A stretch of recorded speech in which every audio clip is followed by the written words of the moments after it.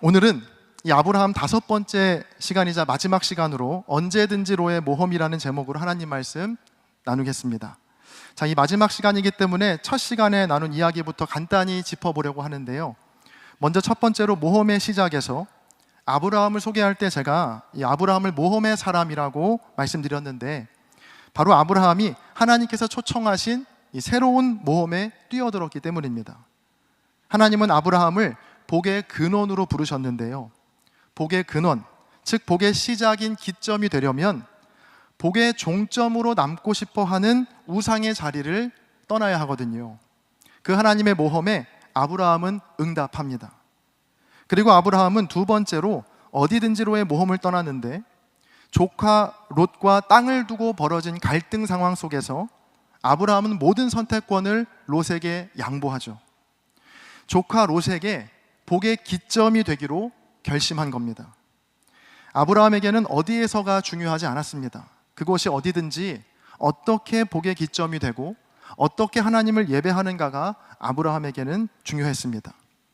다음으로 세 번째로 아브라함은 누구든지로의 모험으로 떠났습니다. 자, 이번에는 100세에 낳은 정말 소중한 자식, 유일한 자식인 그 아들 이삭을 바치라는 하나님의 명령에 아브라함은 주저없이 그 아들 이삭을 하나님께 바칩니다.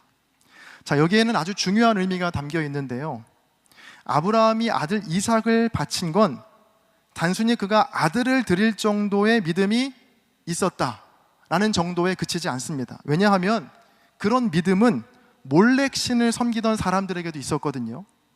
아브라함은 하나님의 복이 꼭 나를 통해서만, 즉 나의 씨를 통해서만이 아니라 누구를 통해서든 흘러가도 된다고 하는 그 누구든지로의 모험을 떠난 것이죠.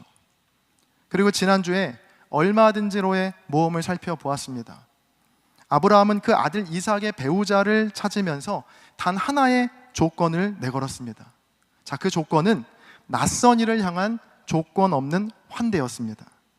낯선 이를 향해 심지어 그의 동물에게까지도 얼마든지 자기의 시간과 에너지를 내어줄 수 있는가, 그것이 하나님과 아브라함의 유일한 관심이었다는 것을 지난주 말씀을 통해서 함께 나누었습니다. 자, 오늘은 드디어 이 아브라함 시리즈 설교의 마지막 시간인데요, 오늘 본문의 배경은 아브라함의 장례식입니다. 자, 본문 7절입니다. 아브라함의 향년이 175세라. 아브라함이 이 땅에서 누린 세월이 175년이었습니다. 하나님께서 아브라함을 새로운 모험으로 처음 부르신 때가 그의 나이 75세였으니까 그 모험을 시작한 지 꼭 100년이 되는 해에 아브라함은 이 땅에서의 삶을 마치고 하나님의 품에 안기게 됩니다. 자, 이 모험의 사람이었던 아브라함의 생애를 제가 아주 어려운 사자성어로 표현해 보려고 하는데, 어렵게 떠올린 말이니까 여러분 잘 들어보세요. 바로 네 글자로 사서 고생입니다. 자, 한번 생각해 보세요. 고향에서 멀쩡히 잘 살고 있던 아브라함에게 하나님은 벼랑간 그 땅을 떠나라고 말씀하셨고, 목적지는 어딘지도 알 수 없는 내가 너에게 보여줄 땅이었습니다. 놀라운 건 그 아브라함이 이 황당한 하나님의 명령에 순종했다는 겁니다. 아브라함은 고향과 친척과 아버지의 집을 떠나 하나님과 새로운 모험을 시작하게 되었죠. 여러분, 말이 좋아 모험이지, 그때부터 아브라함의 삶은 불안과 불편 그리고 두려움과의 싸움이었습니다. 생각해 보시면 이 가나안 땅에 기근이 들어서 애굽에 내려갔다가 그 안에 사라를 누이로 속였던 일도요, 아브라함이 고향 땅에 그대로만 있었다면 벌어지지 않았을 일이었습니다. 또 조카 롯과의 갈등에서 롯에게 애굽 땅처럼 보이는 좋은 땅을 양보했던 것도 바로 복의 기점이 되는 삶으로의 모험이 아니었다면 굳이 하지 않아도 되는 일이었습니다. 얼마든지 자기가 좋은 땅을 먼저 선점하고 롯을 다른 곳으로 쫓아낼 수 있었지만 아브라함은 그런 선택을 하지 않았습니다. 복의 종점이 아닌 복의 기점, 즉 복의 근원으로 살라는 하나님의 명령에 순종하기 위해서였죠. 자, 그렇게 롯과 갈라선 이후에도요, 아브라함은 복의 종점이 아닌 복의 기점으로 살기 위해 부단히 애를 썼는데요. 이번 설교에서는 다루지 않았지만 창세기 14장에서 조카 롯이 위험에 처했다는 소식을 듣자 아브라함은 주저없이 그 롯을 구하기 위해 목숨을 건 전투를 벌입니다. 자, 사실 아브라함의 입장에서는 충분히 무시해도 되는 일이었거든요. 롯이 지금 위험에 처했던 건 순전히 롯 자신의 선택 때문이었습니다. 자기가 보기에 좋은 땅이어서 가게 된 곳에서 겪는 어려움이었으니까 아브라함의 입장에서는 고소해하면서 모른 척해도 되는 일이었지만 그는 조카 롯의 어려움에 즉각 반응합니다. 자, 왜냐하면 아브라함은 더 이상 복의 종점이 아닌 복을 흘려보내야 할 복의 기점이 되었거든요. 자, 이런 아브라함의 일관된 모습은요, 창세기 18장에도 이어집니다. 어느 무더운 날에 아브라함은 길을 걷고 있던 3명의 나그네를 보게 됩니다. 아브라함은 더위 속에 길을 걷는 나그네들을 그냥 보내지 않고요, 그들에게도 복의 근원이 되기로 결심합니다. 그리고 그들을 집으로 모신 후에 조건 없이 그들을 성대하게 대접합니다. 그렇게 낯선 나그네들을 대접한 후에 아브라함은 그 나그네들로부터 2가지 소식을 듣게 되었는데요, 바로 아들 이삭의 탄생의 소식과 조카 롯이 머물고 있던 소돔과 고모라 땅의 멸망에 관한 소식이었습니다. 자, 그때부터 아브라함은 소돔과 고모라 땅을 위해 하나님께 기도하기 시작합니다. 의인 50명이 있으면 그 땅을 멸하지 말아달라는 아브라함의 간청은 의인 45명, 또 30명, 20명, 그리고 10명까지 끈질기게 그의 기도가 이어집니다. 자, 이 아브라함의 생애에서 이토록 간절하고 끈질기게 기도했던 적은 없었거든요. 자, 그런데 그 기도가 자기를 위한 기도가 아니었고 다른 이를 위한 기도. 자, 그것도 잘 알지도 못했던 소돔과 고모라 땅을 위한 기도였다는 겁니다. 자, 이렇게 아브라함은 100년이라는 긴 세월 동안 하나님과의 모험을 충실히 수행하며 복의 근원된 삶을 성실하게 살아왔습니다. 자, 그리고 마침내 오늘 본문 창세기 25장에 이르러 이 땅에서의 모든 모험을 마치게 됩니다. 자, 그러면 이제 우리 안엔 이러한 기대가 생깁니다. 하나님께서 초청한 모험에 자기의 인생을 드린 그 삶의 마지막의 모습은 어떤 모습일까? 자, 이게 왜 궁금하냐 하면 아브라함의 마지막 모습이 꼭 나의 마지막의 모습일 수 있겠다는 생각 때문입니다. 여러분, 우리의 인생이 불안한 건 인생의 결과, 즉 마지막을 모르기 때문입니다. 아무리 그 인생의 시작과 과정이 어려웠다고 해도요, 마지막만 아름답다면 그 지나간 모든 과정도 다시 아름답게 재해석되거든요. 그래서 내심 우리의 마음에는요, 복의 종점이 아닌 복의 기점이 되어서 복의 근원으로 열심히 살아갔던 아브라함의 마지막이 크고 위대하고 성공적이면 좋겠다라는 기대가 우리 안에 있다는 겁니다. 그래야 그 마지막을 기대하면서 오늘 나도 아브라함처럼 이 모험에 뛰어들 용기가 생기거든요. 자, 그런데 너무나 안타깝게도 또 당황스럽게도 아브라함의 마지막은 우리가 기대하는 모습과는 많이 다릅니다.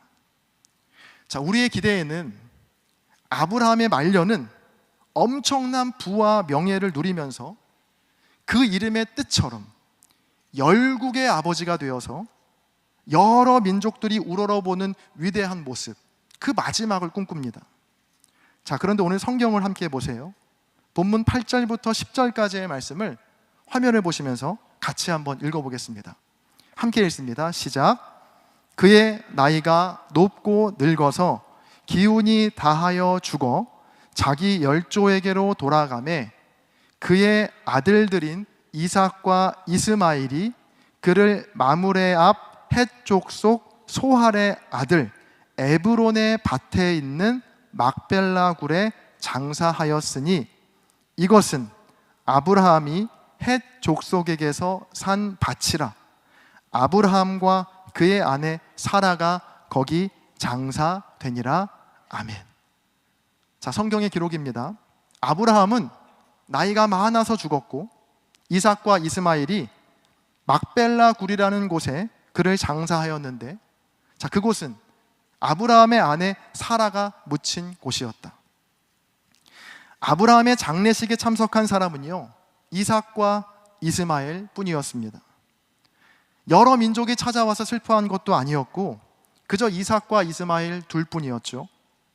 또 아브라함이 묻힌 곳도 으리으리하고 대단한 곳이 아니고 아내 사라가 먼저 장사되었던 밭에 있는 막벨라 굴이었습니다. 자, 어떻게 보면 너무나 싱겁고 또 평범한 죽음입니다. 만약 제가 아브라함이었다면 조금 서운했을 것 같아요.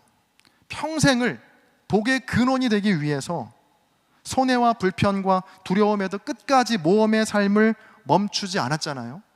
자, 그럼 최소한 뭔가 마지막쯤 돼서는 여러 민족들이 찾아와서 감사의 인사를 한다거나 아니면 여러 나라의 지도자들이 아브라함에게 조언을 구한다거나 뭐 이런 장면 정도는 있어야 그동안 고생했던 보람이 좀 있지 않겠습니까?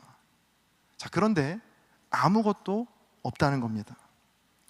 나이가 들어서 죽게 되었고 두 아들이 어머니가 묻힌 막벨라굴에 장사했다.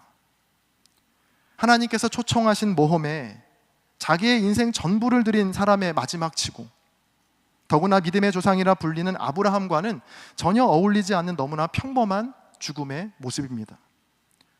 자, 그런데 참 놀라운 건요, 아브라함은 이런 평범한 마지막과 자기의 죽음에 서운해하지 않고요, 마지막까지 기뻐하고 만족했다는 겁니다. 자, 오늘 본문 8절을 같이 함께 보시죠. 제가 읽어보겠습니다. 그의 나이가 높고 늙어서 기운이 다하여 죽어 자기 열조에게로 돌아가매. 자, 이 함께 읽은 8절에서요, 개역개정 성경에는 미처 번역되지 않은 히브리어 단어가 하나가 있는데요, 그건 바로 사바라는 단어입니다. 이 히브리어 사바는 만족하다라는 뜻이거든요. 그래서 NASB 성경은 같은 본문을 이렇게 번역합니다. 아브라함이 숨을 거두고 죽었더니 늙어서 삶에 만족하였더라. 자, 늙어서 자기의 삶에 만족하였다. 저는 이 아브라함의 만족이 굉장히 궁금했습니다.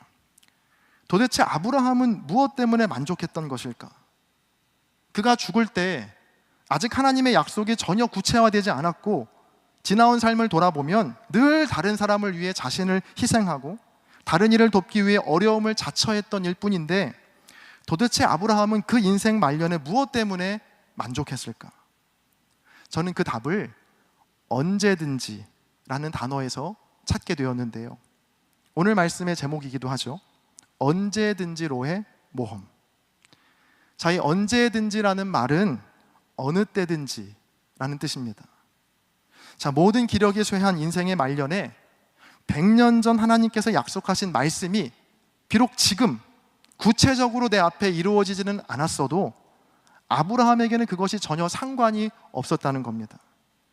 약속을 이루시는 건 하나님의 몫이기 때문에 그게 설사 자기가 살아있는 동안 하나도 이루어지지 않더라도 언제든지 이루실 하나님을 그는 끝까지 신뢰했던 것이죠.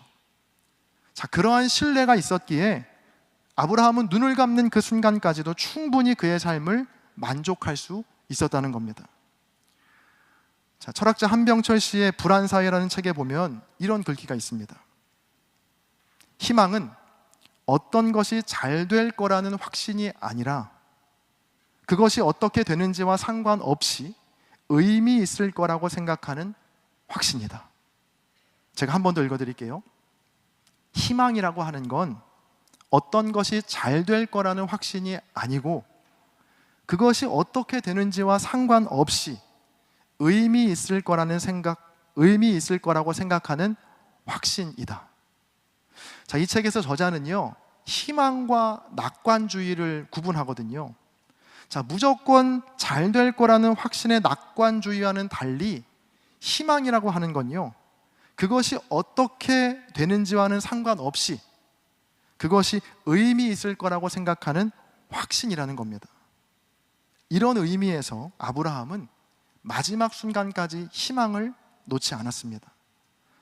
비록 지금의 나의 상황과 형편이 내가 생각했던 모습, 세상이 말하는 완벽한 결과는 아니더라도 하나님께서 초청하신 복에 근원된 삶으로의 모험이 충분히 의미가 있을 거라는 확신이 그에게 있었기 때문입니다. 자, 만약 하나님께서 초청하신 복에 근원된 삶을 우리가 막 살아가면서 그 마음에 이러면 하나님께서 잘 살게 하시겠지? 라는 막연한 그 기대가 우리 안에 자리 잡고 있다면요, 여러분, 그건 희망이 아닌 낙관주의일 뿐입니다. 이런 건 모험이라고 부르지 않고요, 전문 용어로 베팅이라고 합니다. 그러니까 내가 원하는 결과값을 위해서 위험을 감수하는 건요, 모험이 아니고 베팅, 즉 투자입니다. 아브라함은 자기가 원하는 결과값을 생각하지 않았습니다. 또 적절한 시기도 정해놓지 않았습니다. 그것이 언제 이루어지는가는 아브라함에게는 별로 중요한 문제가 아니었습니다. 지금이 아니어도 언제든지 이루실 하나님에 대한 전적인 신뢰가 아브라함에게 있었기 때문에 그는 마지막 순간까지 그 모험을 이어온 것이었고, 눈을 감는 그 순간에도 자기의 삶에 대해 만족할 수 있었던 것이죠. 사랑하는 창천의 청년 여러분, 오늘 아브라함 시리즈 설교를 마무리하면서 제 자신에게, 또 그리고 여러분 모두에게 이렇게 도전하고 싶습니다. 하나님께서 초청하시는 이 위대한 모험, 언제든지, 누구든지, 얼마든지, 그리고 언제든지가 처음이 아니었군요. 네, 다시 하겠습니다. 다음 주에 또 AS 할 뻔했습니다. 자, 어디든지, 누구든지, 얼마든지, 그리고 언제든지로의 모험을 여러분 우리 모두 마지막 순간까지 붙들고 그 모험에 함께 하시기를 바랍니다. 때론 그 결과가 내가 원하는 대로 나오지 않더라도 복의 근원이 되어서 세상과 이웃을 섬기는 이 모험이 하나님께서 기뻐하시는 일이고, 무엇보다 주님께서 직접 걸어가신 길이라 믿으면서 끝까지 그 희망을 놓지 마시기를 바랍니다. 여러분, 어떤 면에서는요, 아브라함보다 우리가 훨씬 더 큰 복을 받았습니다. 왜냐하면 우리는 이 모험의 결론을 알고 있거든요. 아브라함은 미처 그 끝을 보지 못하고 눈을 감았지만, 저와 여러분은 하나님께서 시작하신 이 모험이 아브라함과 이삭과 야곱과 요셉을 통해, 그리고 마침내 예수 그리스도를 통해 어떻게 완성이 되었는지를 우리는 모두 이미 알고 있습니다. 그래서 때로 모험의 결과가 내가 생각하는 좋은 결과가 아니어도, 또 복의 근원된 삶이 힘겹고 버겁게 느껴질 때에도 여러분, 이 모험을 포기하지 마십시오. 그럴 때일수록 더욱 희망을 놓지 말고 세상에 희망을 전하는 창천교회 청년 모두가 되시기를 주님의 이름으로 간절히 바랍니다. 어떻게든 복의 종점이 되기 위해서, 자기를 위해서만 발버둥 치는 이 세상 한복판에서 복의 기점이 되어서 세상과 이웃을 향해 복을 흘려보내고 또 뿌려주는 복의 근원이 되는 저와 여러분 모두가 되시기를 주님의 이름으로 간절히 축원합니다. 아멘. 제가 기도하겠습니다. 존귀하신 주님, 지난 5주간 아브라함의 생애를 통해 하나님께서 초청하신 모험의 삶에 대해 생각해보고 또 깨닫게 하시니 감사합니다. 저마다 복의 종점이 되기 위해 안전한 투자와 자기만을 위한 투쟁이 만연한 이 세상 속에서 복의 기점, 복의 근원된 삶을 산다는 것이 참으로 두렵고 또 어리석게만 보입니다. 그러나 주님, 그 삶이 하나님께서 기뻐하시는 길이고 주님께서 이 땅을 살아가신 방법임을 믿기에 순종을 또한 결심해 봅니다. 나의 힘으로는 한 걸음도 내디딜 수 없음을 고백하오니 주의 성령께서 함께하사 그 모험을 통해 살아갈 힘과 능력을 우리 모두에게 허락하여 주옵소서. 감사드리며 우리 주 예수 그리스도의 이름으로 기도합니다. 아멘.